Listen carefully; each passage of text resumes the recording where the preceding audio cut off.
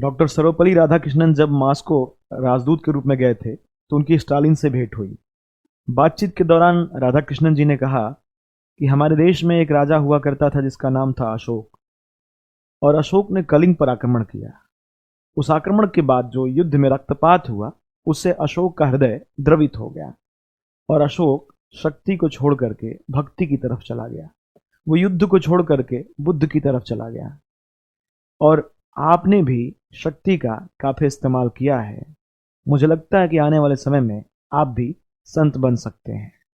इस बात पर स्टालिन मुस्कुरा दिया और राधाकृष्णन जी के चले जाने के बाद वो अपने दुभाषी से कहता है कि प्रोफेसर साहब को राजनीति नहीं समझ में आती है, ये मानवता के सच्चे पुजारी हैं, इसलिए शायद ये ऐसा कह रहे हैं। ऐसी एक घटना हुई जब राधाकृष्णन जी चीन गए हुए थे। माओ जेडोंग उनसे आता है, अभिवादन करता है। हाथ मिलाने के बाद राधाकृष्णन जी ने उसके गाल पर एक प्यारी सी चपत, एक थपकी दी। इसके पहले कि माओ जेडोंग कुछ रिएक्ट करते, कुछ आश्चर्य दिखाते या कुछ बोलते, राधाकृष्णन जी ने कहा कि आप परेशान मत होइए अध्यक्ष महोदय, ऐसी घटना और ऐसी प्यार की चपत मैं स्टालिन और पोप के साथ भी कर चुका हूं।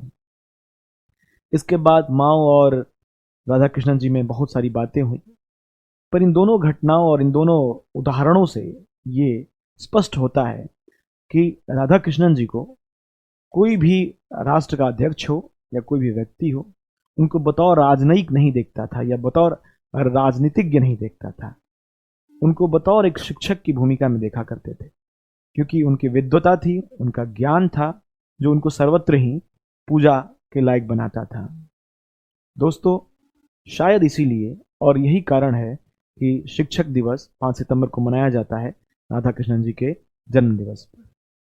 आज के इस दौर में जो शिक्षक डिजिटली या फिजिकली शिक्षा को आगे बढ़ाने के लिए और शिक्षा क्रांति लाने के लिए जागरूक हैं, सतर्क हैं और कर्मठता से लगे हुए हैं, उनको शिक्षक दिवस पर यूनिएग्जाम्स आईएएस नमन करता है। और यूनिएग्जाम्स आईएएस का ये प्रयास रहेगा कि हम शिक्षा आधारित क्रांति में खुद को शामिल करें और आपके साथ अच्छे अच्छे कंटेंट साझा करें।